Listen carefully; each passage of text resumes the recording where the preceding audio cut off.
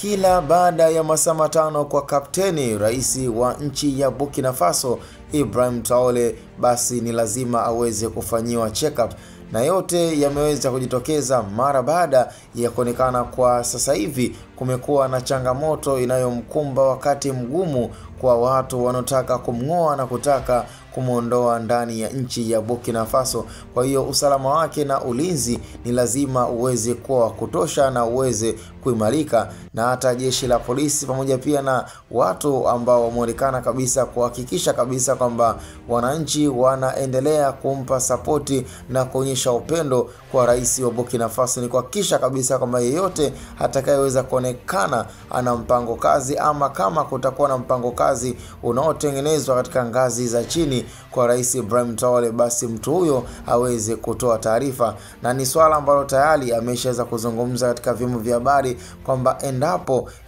mtu yeyote atakayeweza kusikia ama atakayeweza kuona na kupata uthibitisho kwamba kuna mpango kazi wa kutaka kumuondoa rais Ibrahim Traore, basi atoe taarifa haraka iwezekanavyo. Na ni swala ambalo mpaka muda huu linamfanya mwamba huyu aendelee kufanywa check up kila mara baada ya masaa matano, na umekuwa ni utaratibu ulioweza kuja hivi karibuni kwa lengo la kuhakikisha usalama wake unakuwa vizuri, ili mradi aweze kuendesha shughuli za kijamii kama kawaida. Na of course imekuwa ni idea kubwa na idea kitofauti baada ya kuona kwamba kwa kundi la waasi ama watu wanaotaka kumwangamiza na kumteketeza na kumngoa katika kiti cha uraisi, basi ni kuanzia kwenye swala zima la chakula ambalo kwa muda huu unaambiwa sio mchezo na sio utani.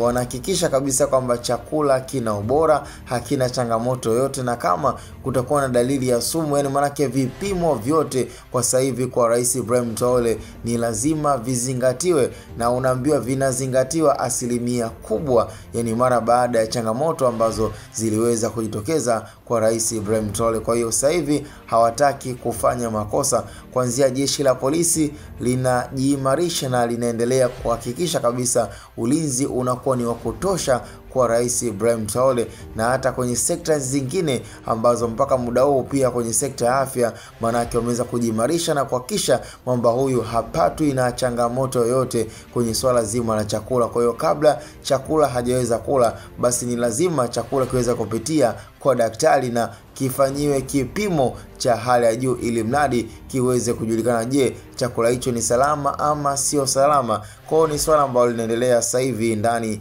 ya nchi ya Burkina Faso. Cha msingi tukutane kwenye comment, na hii ni Hot Boy Media.